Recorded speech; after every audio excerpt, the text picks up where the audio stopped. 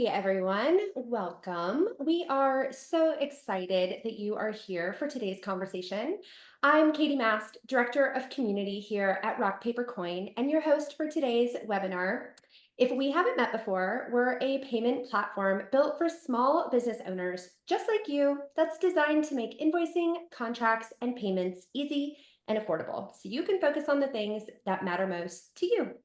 A few housekeeping items before we get started today. We want to see your comments and questions. So please head to the chat and change your Zoom settings to chat with everyone, not just panelists and hosts. And then let's go ahead and test that change out and make sure that it worked. Say hello in the chat. Let us know who you are, where you are, and what you do. And be sure to drop your IG handle so everyone can follow you. We are also going to drop our links in the chat as well. So please take a second and make sure that you are following us so we can get to know you so much better. And with that, let's get rolling. Today, we are tackling a topic that is showing up in our inboxes, our DMs, and conversations all across the industry. If you're a planner, a photographer, a florist, a content creator, or just someone who's seen a little tension recently, you are in the right place today.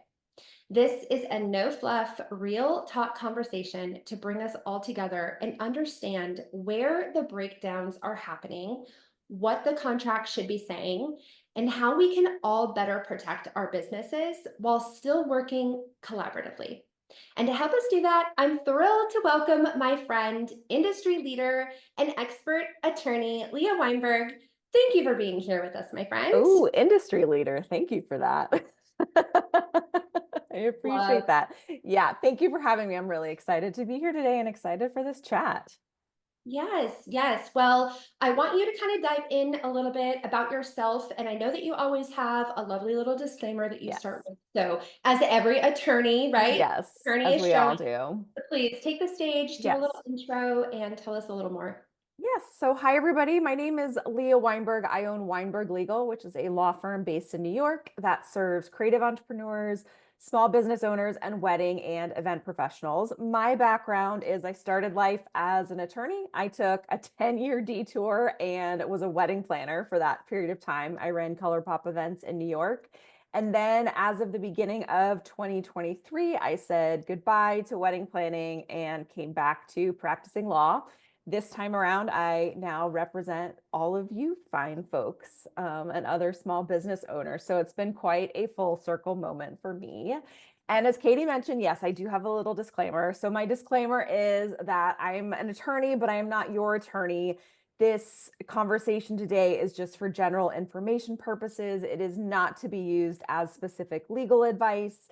Should you need specific legal advice, you are welcome to contact me. And then also for anybody listening to the recording, I always like to put a little timestamp date on this. So this conversation is happening in May of 2025. So depending on when you are listening to it, my advice might have changed, the trends might have changed, the way we handle these situations might have changed. So just keep that in mind depending on when you are tuning in.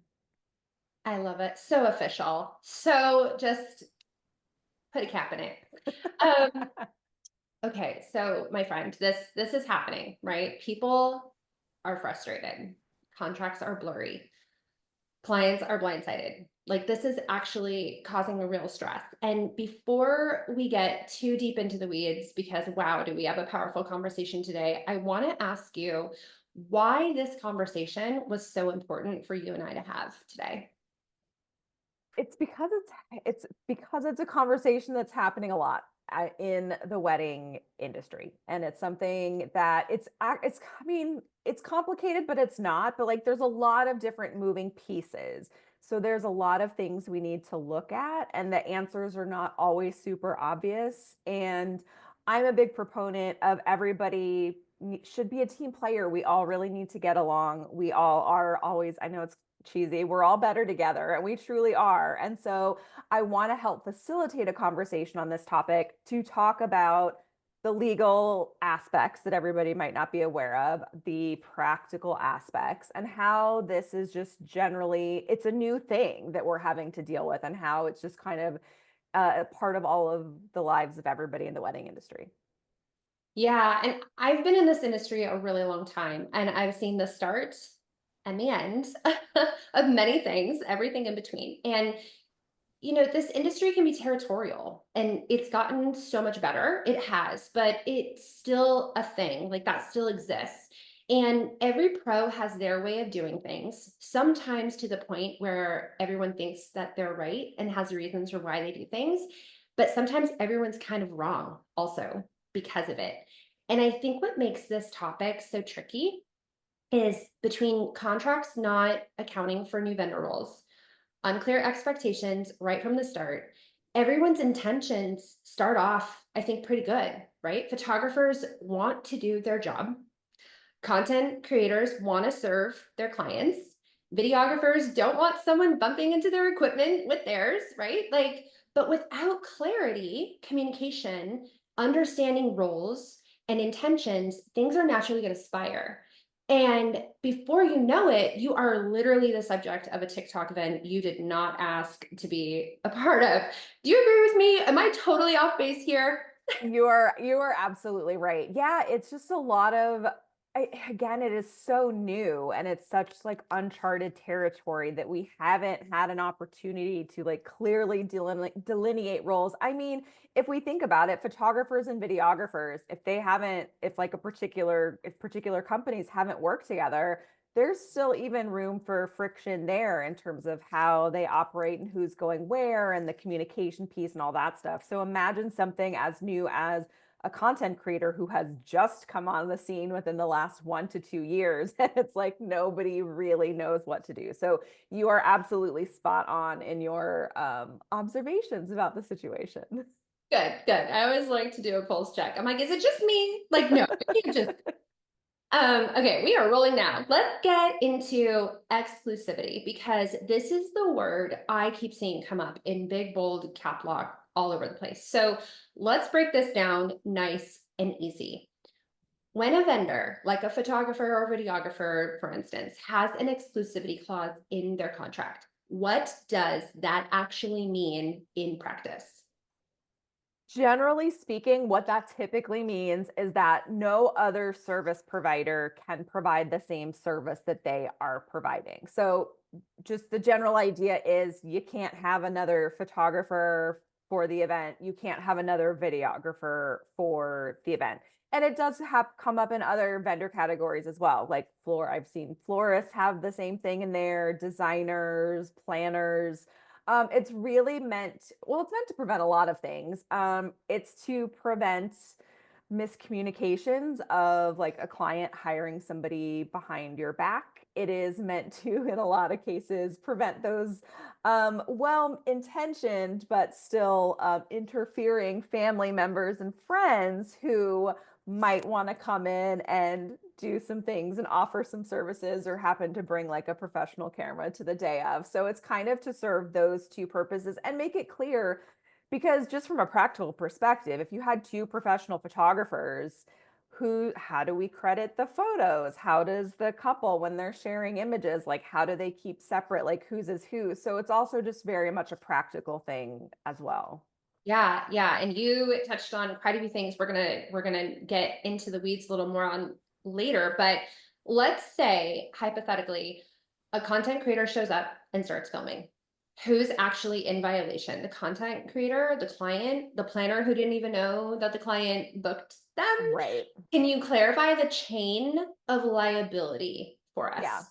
Yeah. I think I first want to say that it is not a content creator won't always automatically be a violation of an exclusivity. It's going to depend on two things. Number one, how the exclusivity provision is drafted, because I do know some photographers now who don't allow content creators without their permission. So there's that violation there. And then we also, oh, I totally just lost my train of thought. It'll come back. It'll come It'll back. come That's back. It'll come back. Oh, yeah, what the provision says. So, and a content creator, so in theory, the way most things are drafted, the content creator, if all they're doing is filming on an iPhone, that itself shouldn't Probably, unless it's specifically stated, that shouldn't be a breach of the exclusivity provision. It's when you have some content creators who bring out the professional camera or the professional like video recording to do video, things like that, when they're getting into professional equipment as opposed to just capturing things on an iPhone. So when there is a breach of the exclusivity, it is going to be the couple that is in breach of their photographer's contract or their videographer's contract, because you think of like who has the contract with who, and in that situation photographer has signed a contract with the people getting married. So it's the people getting married who promise the photographer exclusivity, and then when they've got a content creator who shows up with like a full-blown camera, like professional camera equipment, the couple is the one who's going to be in breach of contract for that. Yeah, yeah. No, that's great. So, what happens if the couple signs conflicting contracts with two vendors and both of them are saying they're the exclusive media team? Basically have to just that's a tough situation because they basically have to decide as between those two people who's more important, Right. frankly. Like if you, for example, let's say you have a couple's got a contract with their photographer that says the photographer is exclusive, but also says in there that the couple cannot hire a content creator, otherwise they will be in breach of the contract with the photographer. Couple, maybe, who knows, didn't read the contract, doesn't realize what they signed, go with the, I really am not a fan of the ask for forgiveness and not permission. Like that is not how lawyers tend to live their lives. No surprise there. But and so the couple just went and they hired a content creator, regardless of what their photography contract said, they are then going to be in a position of, what's more important to me, keeping this content creator or keeping the photographer? And obviously there are practical conversations that can be had in that situation. But yeah, you're kind of in a pickle of having to pick whose whose contract you want to breach, basically. Yeah, flip a coin, right? Like you're really kind of leaving it up at that point. And Yep. I'm just going to ask you point blank here, what is the best way to have a content creator, a photographer, or a videographer, or all three, right? Yep. Work together. Have a conversation. Mhm. Don't rely on contract terms. Don't assume that like clients have read it and they know, because I've seen, I've helped photographers craft more detailed exclusivity provisions that specifically talk about content creators. And there will be requirements for like, hey, couple, you've got to help facilitate a meeting amongst all of us. So like contract terms aside, everybody just needs to have a conversation. Explain to your clients how important it is to be kept in the loop. Like most likely in the normal course of things, photographer is going to be the first one brought on board. So if you as the photographer are trying to set expectations with your client, let the client know, hey, we love working with videographers. We love working with content creators. We just ask that when you are bringing those folks on board, connect us in advance, like in advance of the wedding. Let us have a conversation so we can all get on the same page as to how we're going to operate and function on the day of the wedding. So it's simple. This part is so simple. It is, Yeah. have a conversation. I'm so glad we're having this conversation. We are really just putting it out there in the first 15 minutes.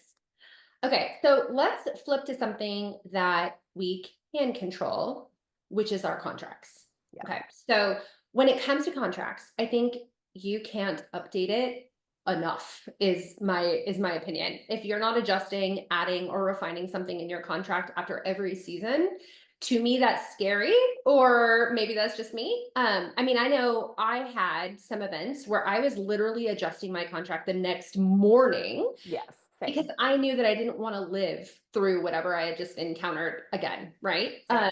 Yeah. And I'm a firm believer that no one should be living in paranoia. But how often should vendors revisit and revise their contracts realistically? At least once a year. So I think like the general contract audit should be part of your process around the same time that you're like doing budgeting for the next year, doing your taxes, goal setting. That sort of downtime period when you're doing that annual reflection of like, here's what happened over the last year. Here's what I'm looking towards for next year. And in doing that annual audit, do exactly what you said. Think through what were some of the things that happened to me on a wedding day that I never want to have happen again, assuming that you didn't go and update your contract the next morning, like many of us did. Thinking through things like what were some of your pain points? So outside of things that happen on a wedding day, were you finding you had a lot of clients with late payments and you were constantly having to chase people down for money this year? Was it something where your clients were really testing your boundaries when it came to communication? Maybe you don't allow text messaging, but you've got clients that keep texting you substantive things. That's something you can put in your contract. You can put your office hours in your contract, that preferred method of communication. A lot of people don't necessarily think about using your contract to enforce your boundaries professionally and also personally. And so, yeah, it's really just thinking through like, what are the things that happened? What do I never want to have happen again? And we can address those things in our contracts. Yeah. And just a question here, because we always want everyone to leave with like actual education here. What's the number one thing to everyone listening right now that they need to go check for in their contract to make sure it's there? Oh, I don't know that I don't know that we can boil that down to a number one thing. I think though that it, I mean, I'm still a firm believer that people's force majeure rescheduling and cancellation provisions, even after everything we all went through in 2020, there are still some ones that there are provisions like those that leave a lot to be desired still. We will Mhm. say it like that. And so Okay. that's where I think people are getting hung up is things are changing with events or events are getting rescheduled or canceled or clients are just trying to flat out terminate when they can't terminate. And so that's a big piece missing. And now that I'm talking, I thought of one other thing because most people aren't going to have this in their contract and it's a default provision. And so it talks about these situations when the contract is allowed to be terminated. And this covers you in a wide variety of situations. So if somebody is late in paying, if somebody is ghosting you, if your clients actually have complaints about the work that you're doing, a default provision is going to require them to give you notice and a chance to fix things before Okay. they can just be like, surprise, I'm not happy, I'm terminating my contract. So I think those are the two really big things that I think a lot of folks are still not covering that we should really spend some time on in your contract. Okay, you heard it here. Hope everyone's writing that one down. I just actually put it in the chat while you were talking, just in case anybody missed that. That's great. And I'm a firm believer that if your contract, because to your point, with things changing all the time, if your contract doesn't reflect today's realities, it's already outdated. Yeah. So you just need to be updating your contract, as often as it feels good to, and not just waiting for something to happen to Yeah. force you to change it, or worse, like watching somebody else go through something, I think is what a lot of people like, oh, I probably should go take a look at this. Yeah. I was actually talking to a group the other day, and what came out of that conversation was this. I think the number one reason that vendors clash is simply a misaligned expectation that was never fully discussed. And I think you can't hold someone accountable for a boundary that you never communicated. And Yep. coordination is not really a suggestion, it's a survival strategy, not only for you, but for everyone who's also navigating this day alongside you. And I'd love to hear if you agree with that. Yeah, absolutely. There's so many moving pieces when it comes to weddings, and a lot. I mean, I feel like there's been data about, in different places what the average number of vendors is. And I think in New York City, it was like weddings on average have like 15 different vendors. That's a lot of people with a lot of jobs, a lot of sometimes overlapping, slightly overlapping roles that we need to just talk about. And so, I mean, I'm a recovering wedding planner, so I'm always going to say, and as you are a planner yourself, like I'm always going to say that a planner is going to be your best defense in terms of like coordinating everybody and having that communication and working on the execution. So kudos to all of my planners for doing the heavy lifting there. But Yeah. yeah, absolutely. There's just There's so many people involved and a lot at stake, and it's emotionally charged for clients and their guests and their family and their friends. And so it really does require a lot of coordination. Yeah, yeah. And I mean, I think going back to, contract and the non-negotiables, there's just so many of them that are there in order to just keep a lot of people safe. Yep. And this is just a topic that's been sticking in my mind lately because I've heard about content creators getting told you're not needed today after showing up, and then they've left unpaid. And look, that's not just unfair, that's a contract fail, right? Yep. And Yes. if someone shows up with a camera and no one planned for it, that's not really their fault. It's a planning gap between the client and their existing vendors and that communication.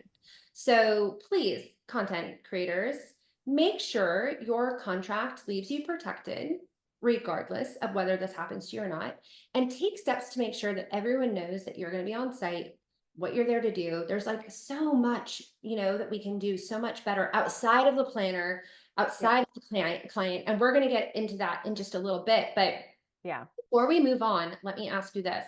If a content creator who's listening to this right now encounters a situation where they are asked to leave or are told they are interfering, how can they professionally and respectfully navigate this, both on the job and then the conversation that happens after? Yeah.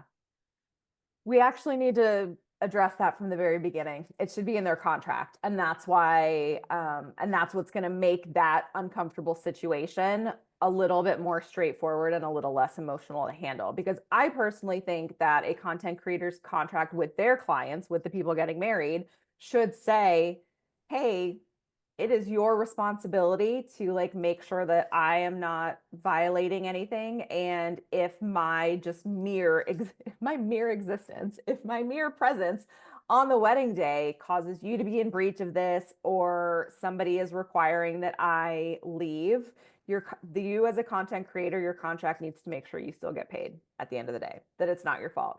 Obviously, if you are like if you're just not getting along with the photographer and you're not communicating, you're not taking direction, you're not listening, you're like obviously in the way, that's a different story. But if you just merely being there is causing a breach of the exclusivity provision in your client's photography contract and you are asked to leave, you should still get paid at the end of the day. Yeah. And I think kind of one of the things you mentioned is something I want to just touch upon is like, I feel like there can be a lot of individualism in weddings because everybody is very busy. Everybody is very stressed. Everybody is dealing with sometimes incredibly challenging clients. And so I know a lot of people have the mentality of, hey, I was paid to come show up, just do my job. This is what I'm going to do. I've got, blinders on. I don't need to coordinate with anybody. Like I'm here to do my thing. And I think that's just a recipe for disaster. Like just saying, "Oh, here's what I'm doing. I'm doing this. I'm just not going to worry about what anybody else is doing." That's just really the wrong approach to take because we got to talk, you just have to talk to each other. Things can be solved so easily by just having a conversation. Yeah. Yeah. And before we move into this next Oh, section, Laura Laura. here said, who's waiting until the wedding day to get paid? Laura, that's exactly our question, but Laura, you would be surprised. there are So, so many people that are still collecting payment the day of. And it's just yeah, really, I know, you guys, I I know. know. So No. when I said, hey, if when you're doing your contract audit, if you're like noticing that you're having to chase people for payments, I am pretty sure that means that you're getting paid on the wedding day. And there's still plenty of people that do it. And I know that even when I was still planning, like we weren't really Venmo and Zelle was just kind of happening towards the end there. And even with me as a planner, reminding my clients to like bring a check for the DJ, how many times they still forgot that check for the DJ.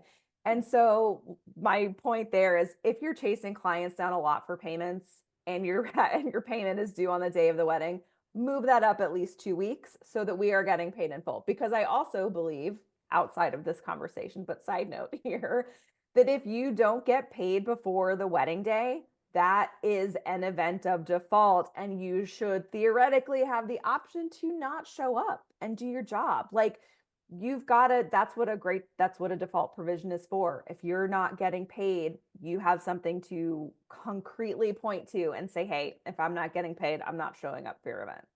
Yeah, I think obviously our next webinar needs to be stop taking payments on the day of the wedding. Like that's just the whole topic, and we're going to sit here for an hour and say the same thing over and over and over until we can get everybody on board to stop taking payments on the wedding day. Oh, goodness. That's a fight for another day. But I love real life examples because for me, I can really understand what the problem is. And we are not going to name names here because we would never do that. We're not those people. But I know that you've seen some wild stuff out there lately, just like I have, which is exactly what actually prompted this conversation when we were talking about doing a webinar together. But there are others that are maybe just joining this conversation that are in the dark because maybe this topic hasn't quite hit part of their industry yet. And actually, I saw that during registration. They're like, I see it. It hasn't happened to me yet, but I want to know more about it so I can try to avoid it. And so I want to call out some real life scenarios to help better explain the issues that we're talking about today. And I mean, I'm thinking back to what I saw in Facebook groups just last month, right? There was a wedding where the content creator got booted mid-ceremony by the videographer saying it was a breach of contract to have another camera on site. I've seen publishing issues on the content creator's part where there was no credit given to other vendors. And then I recently just heard about a wedding where the planner hired a behind the scenes content creator to film their team's day in the life process without telling or checking with the photo or the video team first to ensure that it wasn't breaching any contracts. Those vendors then raised issue with the couple on their wedding day, causing a giant scene. So, moral of the story here is whether it's a VA with an iPhone or a full-on film crew, there's a right way and a risky way to go about all of this. And at some point, because this is now just the norm, we're all just going to encounter this. So, in your opinion, what is the etiquette around vendors bringing their own behind the scenes content creators or assistants to film them at events? Yeah. I was at a conference, to just add to the pile of real life stories. I was at a conference last fall, and there was a planner who said that they were working an event and there were 10 content creators because every single vendor brought their own content creator. So yeah, this is happening. And I think if we think back to just even 2 years ago, 3 years ago, this same conversation happened when we were talking about, for example, a florist bringing in their own photographer to photograph the florals when they felt like the photographer that the client had hired was not going to do a good job. And so same thing, like we're talking about like breach of exclusivity there. And so that role of like bringing in a photographer to photograph your work has now turned into bringing in a content creator to get behind the scenes stuff. And when if you are a vendor and you want to get behind the scenes things, I think that bringing somebody in to film like your setup process is hopefully not going to step on a lot of toes, but it's when you're having somebody there to still keep filming everything like into the wedding itself. That is when we are absolutely like crossing boundaries. And so you've got to be really careful. You have to be mindful. I think hiring somebody in a limited capacity to just come like film the setup or film like things related to that piece and not be there for the entirety of the event, I think that is a proper etiquette way to handle it. Potentially, I mean, and again, it goes back to having like the conversation. So talking to the client about who you are bringing in, having respect for your other vendors by letting them know who you are bringing in. If you do have somebody that's going to stay the whole time, maybe you say to the photographer and videographer, like, hey, I've got this person from my team, or like even one of my day of people is going to be doing this. say to them, if at any point they are in your way, please come to me and tell me, and I will have a conversation. And like that way, they know that you are aware of the potential pitfalls and you are trying to be thoughtful and mindful. And yeah, you might have somebody on your team who doesn't necessarily know better, but just make sure that the photographers and videographers know that, like, if that person's not doing what they're supposed to, that they should just come to you and do it. And that way we avoid like a scene. But again, that whole not having that individualistic mindset of like, yep, I'm going to bring my person, I'm going to get this stuff, and like just focus on that and not worry about anybody else. Like that is just, I can't harp on it enough. That is just such the wrong approach to take in this situation. And yeah, it's going to be some additional coordination and some additional time and some additional conversations, but it is going to be worth it for making your keeping your clients happy so that you're not coming that to them with drama of like somebody threatening to kick another vendor out. And it's also just going to smooth things over, show that you are a team player, and help just be like a good part of your community and your industry. Yeah, I mean, I'm with you. If your couple feels like they're on a film set, it's time to reconsider your strategy. And we're going to dive into marketing and like from a Mm. client's perspective in a little bit, but I'm so glad that we touched on this and it's going to get like juicy in a few minutes for sure. But I definitely I feel like this is like webinar number 3. Like that's like another one that we could totally go over all day because you're right. Like it's a problem when it goes too far, and there is a line for sure, and it is being crossed. Now I'm kind of coming at all of this from a pro perspective, and today you're sitting here, and from an attorney perspective. And so I'm sure that you are seeing and hearing with all of these situations and stories that are going on, your own version from a legal perspective.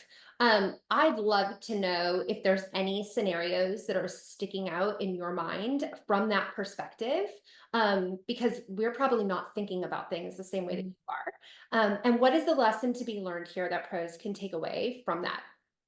Yeah. One of the things that we haven't touched on that's a really interesting perspective of this is a client's just when a client's deciding between vendors and potentially they're using a content creator instead of a videographer. And so this is like this little piece of the conversation is really for my planners and my content creators and my like videographers, sometimes photographers, because I've heard sometimes clients are thinking of hiring content creators instead of photographers. So for all of us, that little piece there comes down to setting expectations with the couple and what they are getting from each of those different vendor types. And I said this is a conversation for planners because a lot of times if a couple's working with a planner, they're going to go to you for guidance to be like, hey, I've got X amount of dollars to spend. Do I put this towards a videographer? Do I put this towards a content creator? I Right. know I have heard stories of people who have gotten into trouble because a couple opted for a content creator and then after the fact came back and said, well, where's the full edit of my toasts? Like, I want to see my toast from start to finish. And we all know, because we do this every weekend, we all know that a content creator is not necessarily like having a phone on on a tripod and getting that from start to finish. They are getting clips, they are getting like sound bites, bits and pieces. And so it is really important that we are having conversations with clients to distinguish our services, to be realistic about our services. Like, I frankly don't think it does content creators any good, honestly, to like market themselves as a replacement for a videographer because they are doing something very, very different. And Yes. so don't try just to like sell that job and like promise things that you know that you're not going to be able to do. And also thinking like multiple camera angles and different like collect capturing sound is something that you're not being on each other's in terms of the roles that you're providing, and just making it clear like what service you are performing and the pros and cons of if somebody has to make a decision of one or the other, the pros and cons of doing that so that the clients know exactly what they're getting so that they're not disappointed and let down at the end of the day. I do think that there's lessons to be had here, and that's that.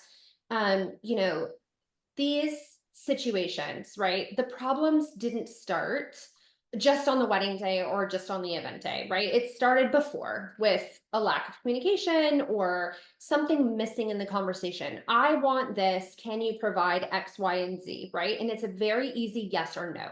And we know that not all vendors answer with a very easy yes or no, right? It's sometimes they have ulterior motives for booking that client and taking, on a bigger job, and we could go on and on and on. But, you know, really in this industry, no matter what, at the end of the day, it's trust. And we lose trust when people feel blindsided. And most of the time, I truly believe that losing that trust is completely preventable. So, just as the same as you're building trust with your clients, we have to build trust with our vendor teams. And that's regulars that you work with all the time or newbies that you've never worked with before. And being open to having that open communication and asking those questions and making sure that we are fully aware of what's going on. And I think that there's so many vendors that just leave it all up to chance. They really bank on other vendors knowing what's going on or like navigating them around. And that is not only exhausting for the vendor team that's having to do that and frustrating, let's be honest, but it's also dangerous, to be able to run yourself that way. So I mean that's my 2 cents on it. But switching gears here for a minute, I know that we've talked a lot about pro to pro, and like we were just talking about a minute ago, about client to pro. I want to take a moment and sit in that for a second because there's actually a rising issue from clients that we have seen in forums and threads and even post-event feedback that's been shared on socials, that wedding and event days are starting to feel like a marketing shoot, right? And I know we really dove into that a little bit just a few minutes ago, but the clients are noticing the cameras and they are noticing the behind the scenes crews and the gear, and they're not totally loving it. So a question I didn't ask earlier is, do clients have the right to request that their wedding not be used in vendor marketing? And I guess the follow-up question I have to that is that for a lot of clients, they might have said yes in some capacity to like helping you out, but they didn't really know what they were getting into. So seems like a Yeah. messy. Yeah, it's tricky. We have to admit that like the photos from events are our currency. That is how you show your work. That plus reviews, like reading somebody's experience of a day and then being able to see what somebody's experience of a day was or what you created, what you produced for somebody is so critically important. And yeah, people, if you are looking at what people are posting on Reddit and how they're responding to like social Instagram questions and polls and stuff like that, clients are getting a little bit unhappy about they're being made to feel like their wedding is just a marketing tool for their planners or for their vendors. And vendors are losing a little bit of that. I mean, you talked about it. They're losing a little bit of that trust. And it's made to feel far less personal. It is made to just feel very transactional, very just optics and aesthetics driven. And so I think we all have to ask that question of like, are we taking this too far? What is a good comfort, like natural comfort level place to be using images and content from weddings that's also not going to feel like gross and icky to clients? And so, Yeah. yeah, clients have the right to say, I don't want you using photo. I mean, they can ask for a variety of reasons. Like plenty of them ask because they're just private and they don't want photos of them online. It's obviously something you have to have in your contract, how the photos are going to be used. It should always be in your contract because it should always, frankly, be a conversation before you sign a contract. Because I know some folks, when they are not able to use photos, they sometimes charge more money. If you're not, I know some people that take weddings maybe on shorter timelines, maybe for a lower price point because they're desperate to get into a particular venue and get the photos to use from there. And so what happens if you offer a discount and then you end up signing something and the couple is ultimately like, no, I don't want you using these photos. Like you would have made a different decision on the front end there. So it's so important to have that as a conversation to begin with. When people, if you are chatting with a couple and they don't want you to use the photos, I always like to try to suggest all like compromise position. So it's important to understand like what is their actual concern? Is it that they truly are private and they have no digital footprint and they don't want anything online, they don't want their names used? Or is it more of, they're cool with you using photos of like all the decor and like anything that doesn't have people in it? Maybe that's cool with them. Maybe they just want to be able to approve it. I had one couple who was like, we just don't want photos of us kissing to be used online. So it's always worth a conversation to figure out exactly what the privacy concern is. But yeah, your clients have the right to always the right to say they don't want the photos used. What's interesting, and I get this question a lot, is say your clients have signed your contract that says, yes, you can use all of my photos in any way that you want, and then they change their mind. Yeah. So, technically speaking, they cannot revoke that consent unless they give you some kind of consideration for it. Hmm. So, like, they would have to, pay you a fee or something because they are it's like they're breaching their contract by then revoking that consent. However, from a practical perspective, I always say, like, if your clients have said they don't want you using their photos, and even though they signed a contract saying that you did, how is that going to look as a business owner if you're just like, nope, I'm still going to use these and you're going to hate me for it and probably leave me a nasty review? Like, let's be real about that practical decision. But I always like to just throw in there that, yeah, technically they can't revoke that consent, but is that going to be the best business move on your part to move forward when they don't want you using the photos? Probably not. Yeah. Yeah, and like I said earlier, I mean, they can't imagine what all of that looks like when you just Right. casually ask, "Hey, do you mind if I have some friends come document me setting up your event?" Right? They can't know. They just know that they're helping you. They have a relationship with you. Of course they want you to get business after this. And, marketing is powerful, but your client comfort comes first. And we are all proud of our work, but at the end of the day, this isn't our moment. It's theirs. And we really, really have to respect that. So I'm so glad that we took a moment into that. This is getting steamy. I love that we're talking about this. And this is exactly why we wanted to have this conversation. And something that you and I both agreed on is that this conversation is not about blaming or shaming or calling anyone out. It's about making sure that everyone from the clients to the vendors feels seen, feels heard, and respected. And we're not just service providers or contracted vendors. We're trusted professionals with a front row seat in someone's once in a lifetime moment.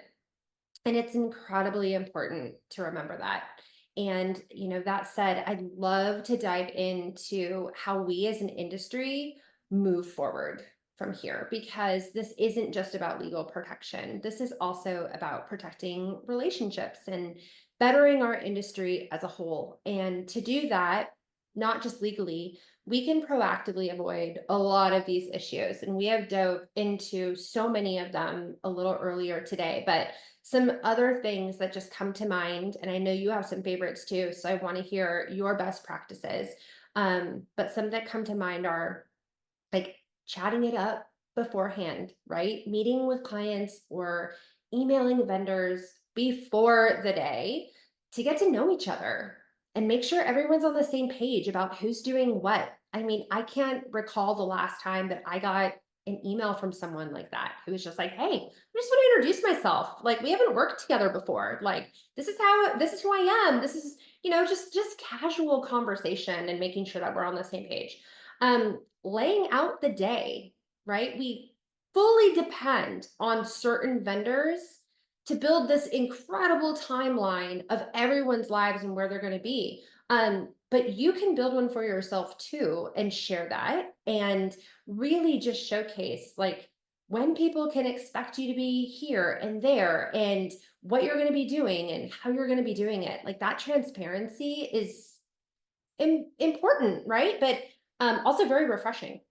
And I think lastly, the thing that sticks out in my mind the most is just getting expectations straight and figuring out exactly what the client wants, and then making sure that all the vendors know what's up and what's being provided, right? Every client is going to want a different thing. They're going to throw you a loop and, it's going to be like, well, we haven't seen this before. But that's an opportunity to come together and figure out how to do it and learn something along the way. So I'd love to hear your best practices that pros can adopt to make sure that everyone's getting looped in nice and early and maybe even communicating in different ways than they haven't before. Yeah, I mean, it just comes back to that communication piece and having conversations with each other. I think it also is an interesting suggestion here is to also kind of take a closer look at your business and your marketing and your content and kind of really ask the question of like, what am I, if I'm trying to get content of my own on this day, what is it for? What is going to be meaningful? What risk is involved in that? I mean, thinking through like those scenarios we talked about where like a florist would bring their own photographer. If you haven't had a conversation with the photographer, that just immediately communicates a distrust of like, oh, I don't trust you to do it, or I don't like your work. Like, you got to think about what message you are sending and also what message you're sending to your clients as well, because they do see all of this. I mean, I saw a planner who brings like her content team brings a drone, and I saw the footage and it was like full blown professional videography. And I'm like, and part of me is like, why did you feel the need to have that beyond what the videographer was going to capture for you on that day? So it's really asking ourselves the hard questions of like, what do we need? Why do we need it? And what are we like, what is the risk and what sort of the sacrifice that we're having to make in order to get that? And what message is it sending to other people? Yeah, and I think it just goes back to what we said very first thing, which is I truly believe everyone has very good intentions. And the thing that's missing is just being able to confidently say, this is me, this is who I'm here today, this is what I'm bringing to the table, this is what I'm coming to do. I'm very excited and just kind of very easily, joining the team. Um yeah, totally nailed it. Okay, so we're almost to Q&A, but we would be remiss if we didn't at least briefly touch on publishing and socials today. And Mm. I just have a couple of rapid fire questions for you, and then we're going to get into the Q&A because people left some really great questions. But I think that this is such a huge piece of the puzzle, and that piece is visibility. And when we're intentional about giving credit, we all win. So let's say a content creator posts a viral TikTok. Who owns that content? The content creator does, as long as it was captured on their camera. But the next part, the second part of that question is how is everybody credited on that TikTok video? Yep. I personally think, and somebody asked me, it came up in another conversation I was having of like, is it illegal or can somebody be in breach of a contract like if they're not crediting all of the vendors? And I think the only people that like you have to really credit is the actual copyright holder of the thing. So if you're posting a photographer's photo, you've got to give them credit for it. If you're posting the content creator's thing, you've got to give them credit for it. I always say play nice in the sandbox. How hard is it to credit everybody? And then there's those conversations of like, okay, the first time you post it, you give the whole vendor list, but maybe if you do a secondary post and it's just of the flowers, do you just credit the florist and the photographer? Like, how hard is it to copy and paste a whole thing and just give everybody credit where credit is due? Everybody worked very hard on something. I also just want to throw out there, like content creators, like you gotta be you should be crediting the photographer. I think you should be crediting the photographer and videographer. I've heard complaints where content creators have cut out the photographers and videographers out of processes of sharing things publicly and things getting published. And I don't think that is particularly nice. And that's not going to get you a really good reputation in this industry. And so it really, like, it is just it's so simple. And I don't necessarily understand why people try to fight it so much. Like, why are we having like endless conversations about how we are crediting vendor teams? And do you put them in the caption? Is it okay to just tag them? Like, tag Right. them and write it in and just copy and paste that in Yeah. the caption. Copy It's paste. not that hard. Not that hard. It's Do not that you hard. think it would be a smart idea to agree ahead of time how everyone gets credited? Absolutely. Right? It could be a whole like honestly, it could be like a 5-minute thing. I mean, I'm trying to think. I mean, when I did, like, for example, when I did styled shoots, I would always email everybody and just be like, hey, double checking, who do you want me to tag? And so somebody, if you've got a planner, like planners, it's not that much work. You might say it's annoying, but like, come on, just help the team out and do this. Yeah, like find out how people want to be credited. Some people have in their contracts how they are required to be credited. And so, yeah, let's talk it out in advance and just send an email to everybody and like, hey, here's your easy to copy and paste list of how we should be crediting everybody for Yep, this. that's it. That's and well, and I Yep. mean, 9 times out of 10, a planner is going to give you all of that information, right? Like Right. sometimes they don't. I totally get it. But then you be the person who does. Like there's so many ways that, we can all just be better. Yeah. Um, okay, so we've received so many amazing questions, my friend. I'm excited to get into Q&A. This was a very intimate topic for people, and so I'm really thrilled that people felt that they could ask the questions that they did in registration. But first, I want to take a second and I want you to be able to chat about your services and how people Yep. can do a little bit of a deeper dive with you on everything legal. So please take a moment and share that. And then also share if you have anything fun that's coming up. Yeah, absolutely. So my firm serves pros in a handful of states. So we cover New York, New Jersey, Connecticut, Georgia, and Florida, Texas, Illinois, and California. So if anybody needs one-on-one legal services in those states, I am able to help. If you are interested in trademark help, that is not state-based. So I can help anybody anywhere. My firm can help anybody anywhere with trademark things of that nature. I also want to just mention, so I am starting my own monthly webinar series where I'm tackling kind of legal-ish, legal adjacent topics, but things that I think are really important for small business owners. And so the first one is coming up next week. It's a business continuity workshop. So business planning, emergency planning, the things that, yeah, I know we don't want to talk about, but it's come up a couple times in the industry lately, and it's been something people have been asking for. So it's going to be really helpful information. We can drop the link to register for that in the chat. I would love to see you all there.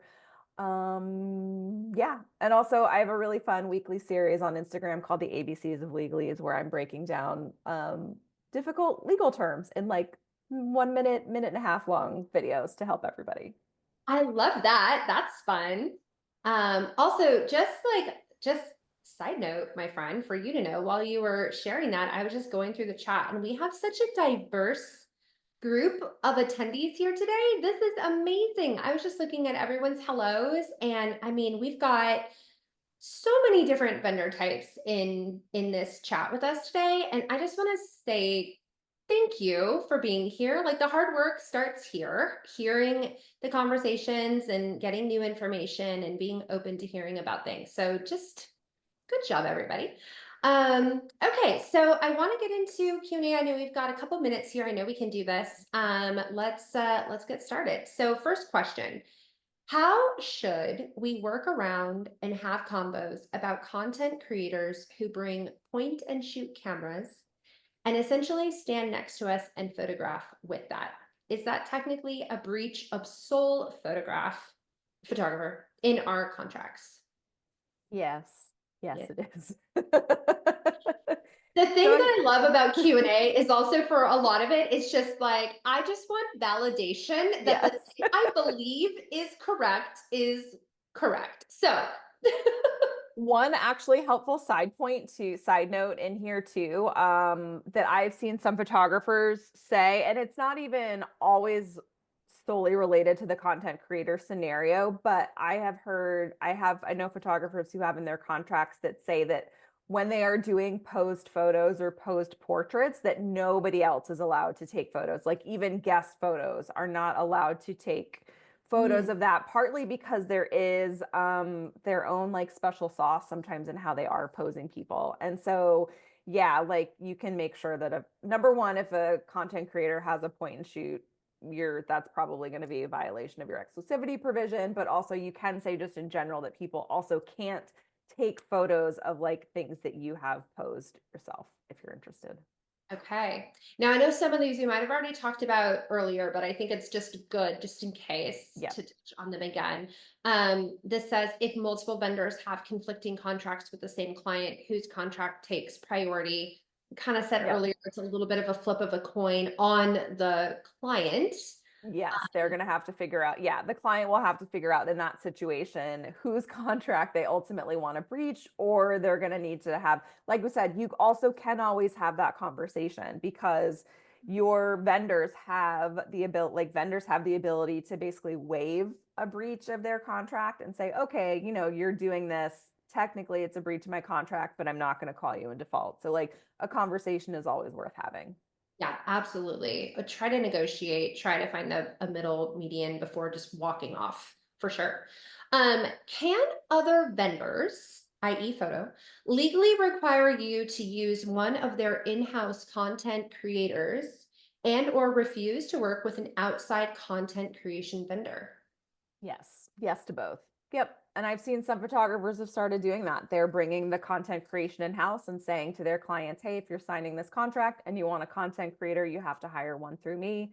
It's kind of the same thing where you think about venues that have exclusive in house catering or they've got like preferred lists of different vendor categories you have to choose from. People are able to do whatever they want. You just have to make sure your client's aware of that and they get to decide like, okay, I'm still want to sign up with this vendor even though I have to follow these rules. Yeah. Okay, we had a live one. What about a model release? We run wedding venues Mm. and we have noted it in the contract, a model release form. We ask the client and photo and video teams for footage. Yes, your client. So this is a great question, and this comes up all the time. So we always have to remember that if for the non-photographer and non-videographer vendors, being able to use photos from the event is a two-step process. So number one, you do have to have permission from your clients to be able to use images with their likeness in them. If you want to use a photo of your client, they have to give you permission. Your clients technically cannot give permission on behalf of their guests. And so, in most states, in order to use a photo of somebody, they have to give permission. So, just know that if you're using a photo with a guest in it, you are running a risk that that person's going to potentially ask you to take it down. Part two of the permission you have to get is from the actual photographer and videographer because they own the copyright in those images. And so a contract with your client that just says from the client you can use the photos does not mean that you have the automatic permission from the photographer and videographer. Sometimes the photographer and videographer, for whatever reason, a personal choice on their part, don't want to give you the photos to use, and they are perfectly entitled to do that. What I like to do to try to alleviate that situation is in your model release with your clients, say that the client will use reasonable efforts to help you get permission from the photographer and videographer to use the photos. That way, if you're trying to get a hold of a photographer, they're ghosting you, you can then go to your client and say, hey, I'm having a hard time getting the photos from the photographer. Can you help me? And they are then contractually obligated to help you. Love. It seems like this sprouted another question from someone live. What about content creators with professional equipment? I'm talking mirrorless cameras, camcorders, film cameras, and drones.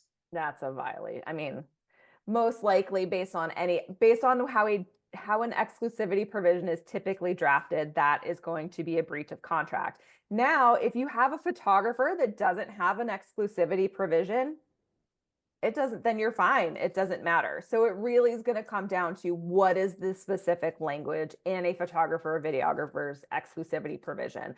But in general, based on the way those things are typically drafted, those examples there are absolutely going to be a violation of the exclusivity provision. Um, okay, and then last one, if a planner or vendor tells me to do something that violates my contract and I follow it, is that on me? I would love an example here, but I mean, yes. I know, first of all, I'm like, are you okay? And second, I'm like, can I give you a hug? Because it sounds like something terrible happened. I um, wonder if it's okay. So maybe let's say, maybe it's a, oh, interesting. Okay. Maybe it's a content creator. Maybe on the day of something happens and the photographer or planner is like, content creator, you cannot film the ceremony. And this situation is not addressed in your contract and you don't film the ceremony. And then after the fact, your clients are like, well, why didn't you film the ceremony? Yes, yeah, that's going to kind of be on you. And yeah, one of those situations, like if that's the kind of example we're talking about, unfortunately, that's what's going to trigger you having to go to your client. And that's the kind of thing we're all trying to save our clients from by having these conversations in advance so that that doesn't come up. But yeah, I think if you are being told, again, it's always going to depend on the exact context and the situation and what's going on. But like if you are being told something and that is preventing you from doing your job, in most cases, you are probably going to want to run that by the client to make sure that like they are okay with it. I mean, I think of another random situation, like maybe a florist brought live candles and then surprise, venue's like, nope, we don't have any live flames. And then so you just then put a whole bunch of unlit candles on the table. I think you're going to want to have a conversation with your client about that and just be like, hey, I can't, like they said, this is the deal. I can't do this. So that way they're just aware of it, because otherwise after the wedding, they're going to come back and be like, why were my candles not lit? yeah, yeah, no, I love it. My friend, thank you so much for being here today, for lending your expertise, your experience, and just keeping it so real with us. You have an incredible way of making legal education feel accessible and empowering. And honestly, the industry is just so much better because you're in it. So thank you. Thank you. Yeah. And to everyone who joined us live, thank you for showing up for the hard conversations and for being open to growth. We can all commit to doing better together. So whether you're a planner, a photographer, a videographer, a content creator, or any other vendor, you deserve to feel confident, protected, and respected in the work that you do. As a reminder, this is a monthly webinar hosted by us, Rock, Paper, Coin. Be sure to look out for this sign up for next month's webinar, which is with Terica on imposter syndrome and income. Together, we are going to stop feeling unworthy of financial success and learn how to stop shrinking and start stacking that income. In true Terica fashion, she is coming with education, insight, freebies, and powerful takeaways. So get ready to take notes and level up right away. Thank you again, my friend, for your time. It was a pleasure to have you on Money Talks today. And thank you all for joining us. Have a great day, and we will see you soon. Bye, everybody.